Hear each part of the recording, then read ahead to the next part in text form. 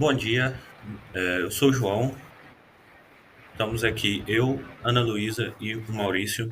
Vamos apresentar um trabalho sobre o equilíbrio hidroeletrolítico no meio intra e extracelular da disciplina de Bioquímica da Universidade Federal de Alagoas, curso de Faculdade de Medicina. Pode pular, Maurício. Vamos lá. O corpo humano ele é constituído 60% de água e 40% de sólidos, como proteínas, gorduras, minerais, entre outras substâncias. Essa composição ela pode ser alterada, ela pode variar de acordo com certas características, como o sexo, a idade, a quantidade de gordura corporal que a pessoa tem, entre outras características que podem estar modificando esse percentual. Da quantidade de água que temos no nosso corpo, 2/3 estão no líquido intracelular, ou seja, dentro da célula, e 1/3 se encontra no líquido extracelular, dividido entre o interstício e o líquido intravascular. Pode pular.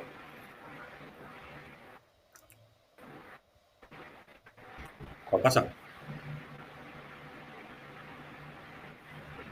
A composição eletrolítica dos líquidos corpóreos, ela tem como base a água, que é o solvente universal do corpo humano. E os solutos principais que encontramos nos líquidos corpóreos são o sódio, o potássio, o cálcio, magnésio, os bicarbonatos e as proteínas, que vão variar de composição entre o líquido intra e o líquido extracelular. Pode pular.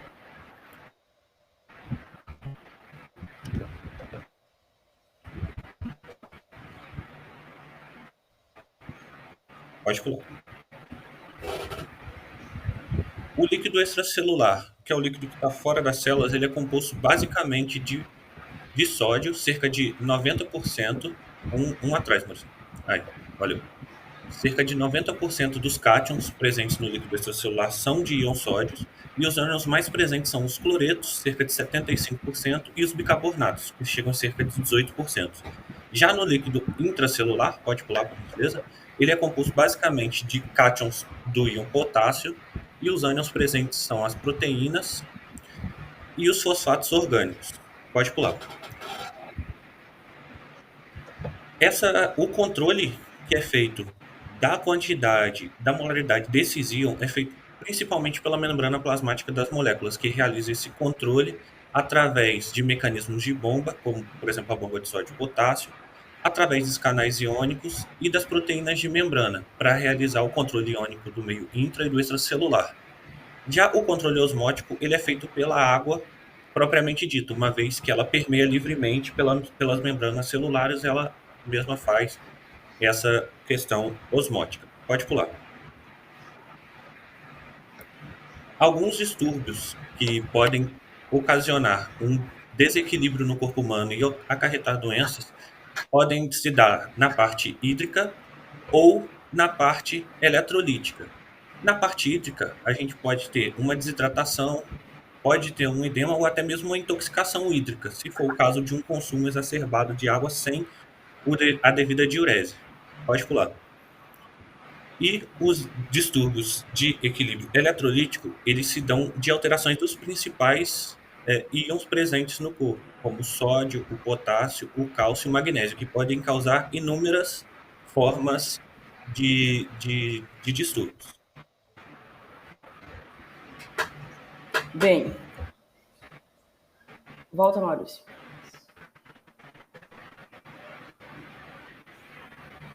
Bem, É isso mesmo. Também podemos ressaltar sobre o controle renal e hormonal da água.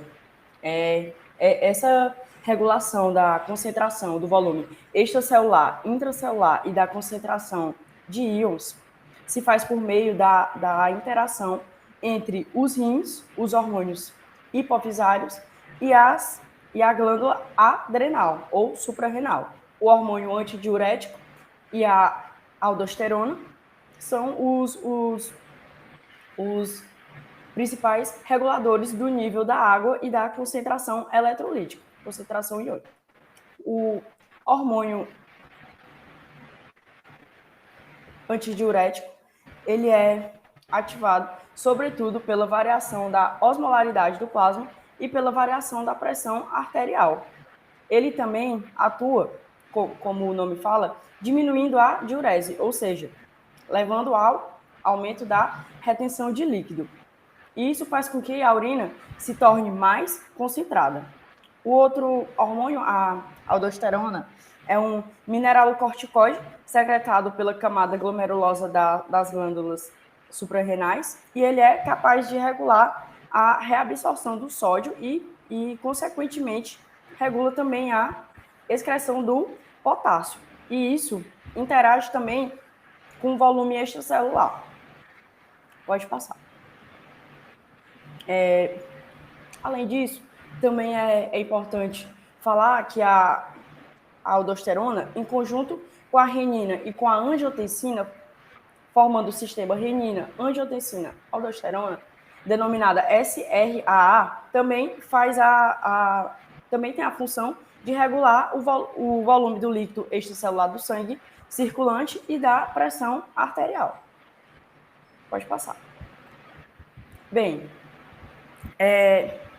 esse sistema ele é ativado, em grande parte dos casos, pela queda da pressão arterial.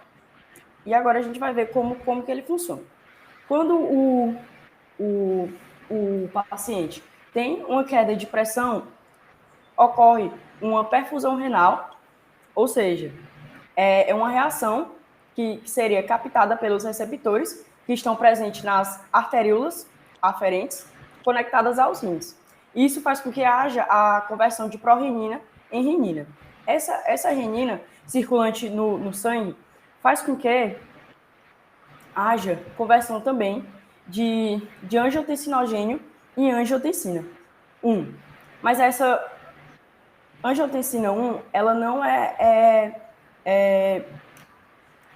é suficiente para que ocorra a regulação.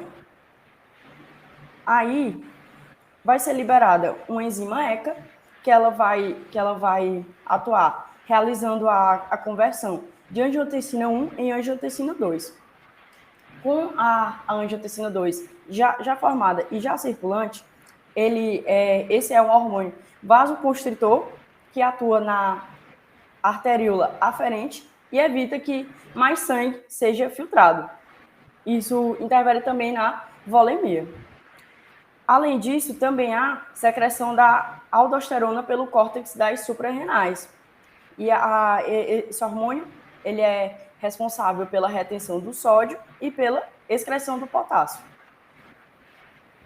E, ao mesmo tempo que ocorre esse sistema, o cérebro sinaliza para que haja também secreção do hormônio antidiurético, que atua sobretudo no ducto coletor, reabsorvendo a água que formaria a urina. Pode passar.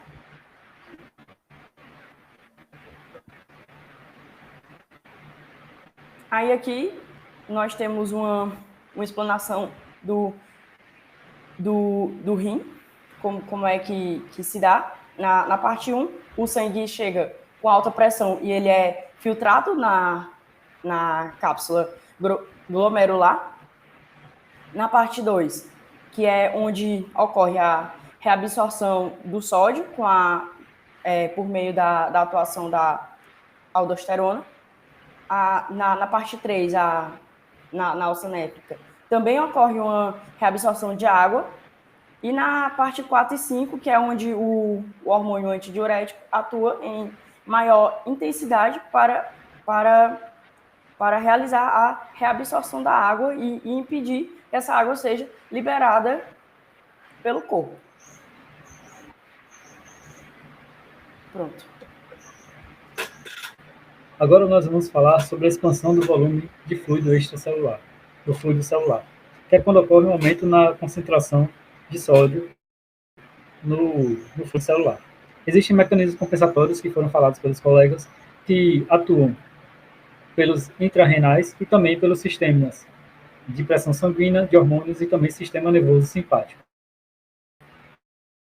Todos esses mecanismos para regular o aumento e a redução dos níveis de fluido celular. Esses uma expansão do volume celular. Nós temos um aumento do sal no leque do extracelular e é chamado de hipovolemia. Isso daí é o excesso de sódio que ultrapassa a faixa de restauração do seu balanço. É quando ultrapassa a faixa dos sistemas compensatórios, mecanismos compensatórios. Isso daí pode ser causado por insuficiência renal, cirrose hepática, insuficiência cardíaca e diversas outras enfermidades. As manifestações clínicas da expansão do volume de fluido celular podem ser uma distensão venosa jugular, também um edema periférico, e pode indicar acúmulo de pelo menos 3 litros de volume excessivo. O sistema de controle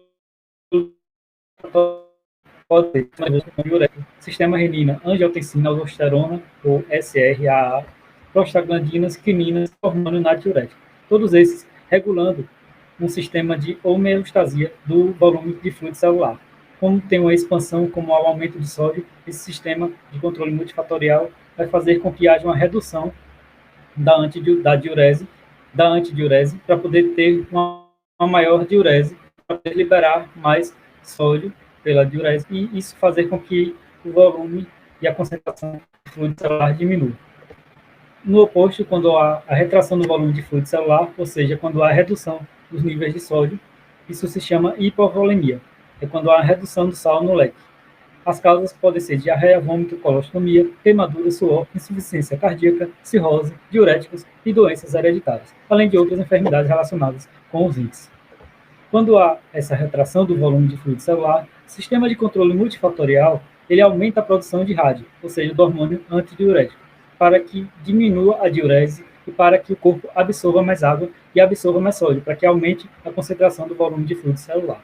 Todo esse sistema é muito importante, porque ele regula o balanço de sódio no corpo. E essa regulação também pode ocorrer para o balanço de água. É importantíssima para manter o balanço hidroelétrico. Ela pode ocorrer tanto com o aumento do fluido celular e tanto com o aumento da tonicidade do fluido corporal e vice-versa, ou até os dois ao mesmo tempo. Essas foram as referências que nós utilizamos para fazer essa apresentação. Espero que tenham aprendido bastante e até a próxima.